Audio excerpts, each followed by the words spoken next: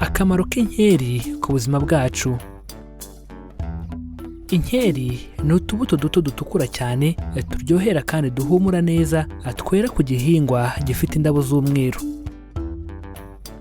Inkeri ziba mu bwoko bw'imbuto zifite utubuto duto cyane twinshi. Muri uyu muryango izindi mbuto zizwi ni blueberries na raspberries.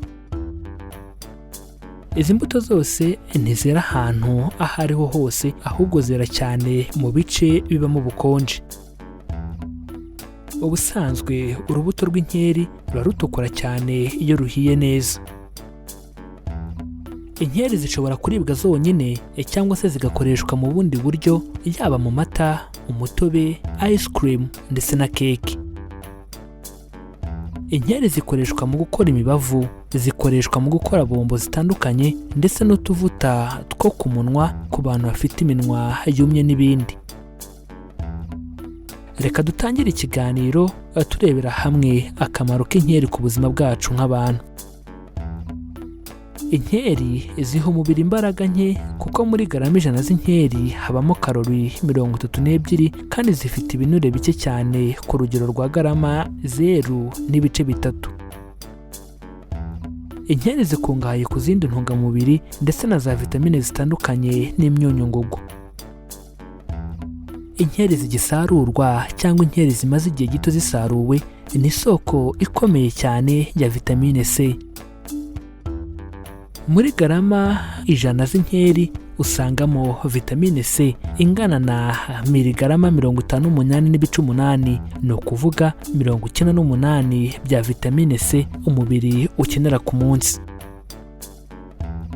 Kurya imbuto zikungahaye kuri vitamine C biha umubiri ubushobozi bwo kurwanya indwara zitukura zituruka kuri mikorobe no gusohora uburozi butandukanye mu mubiri.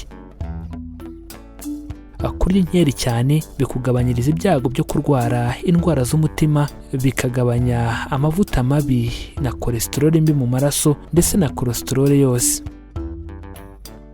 Ubushakashatsi bwakozwe bwerekana ko kurya inkeri bigabanya umuvuduko w'amaraso, kubyimbirwa, kanseri n'urupfu ruturutse ku burwayi bw'umutima.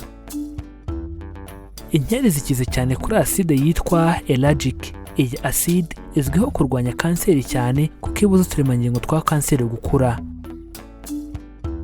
Ibi byose nubwo ubushakashatsi bukiri buke, gusa bwerekana ko birinda ku rwego rwo hejuru kanseri, gusaza no kuzana iminkanyari.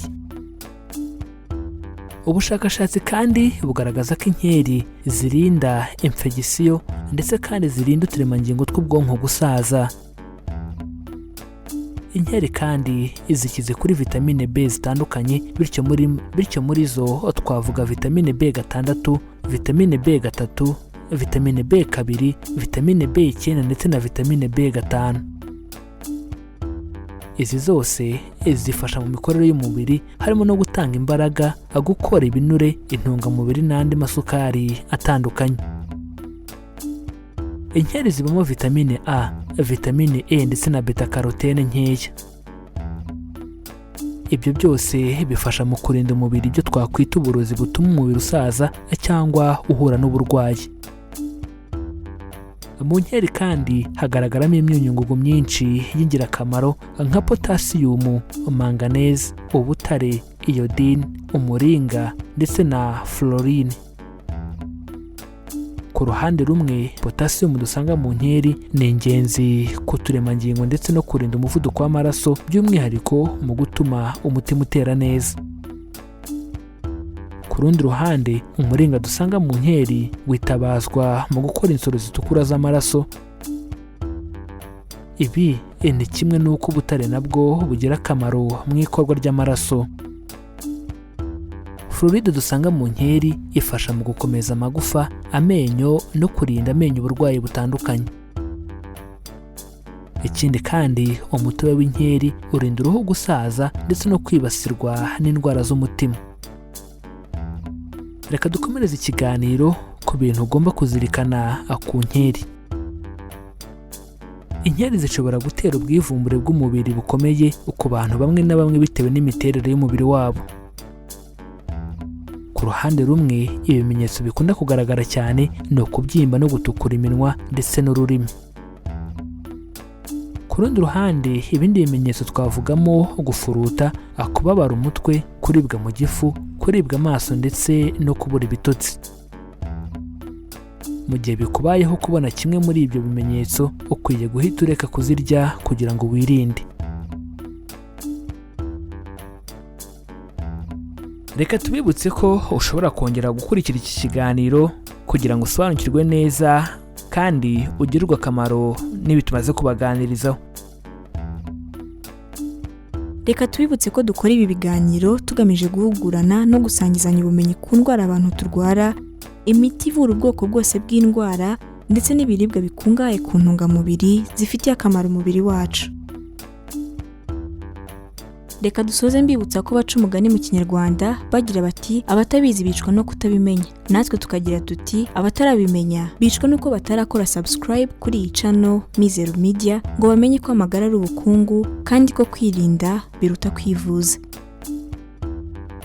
Niba utarabikora nyabuneka kandi subscribe kandi ukande kuri iyo nzogera byegeranye kuko nibwo buryo bwonyine rukumbi buzagufasha kubona ibindi biganiro tubategurira.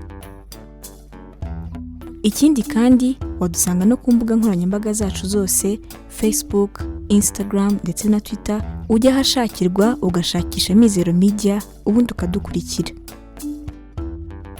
Kudusangiza ibitekerezo byanyu ni ingenzi cyane. Bityo ubaye hari icyo wifuza kutubaza, hari icyo wifuza kudusobanuza cyangwa hari icyo wifuza kutwunganira kuri iyi ngingo ndetse n'izindi twabagejejeho, nyabuneka twandikira muri comments hano kuri iyi channel.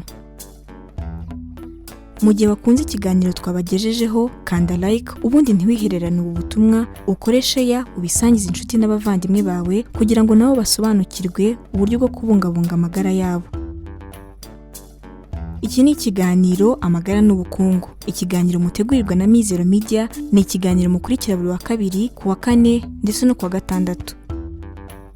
Amahoro y'Imana bane namwe kandi tubifurije kwirinda mbere yo kwivuza.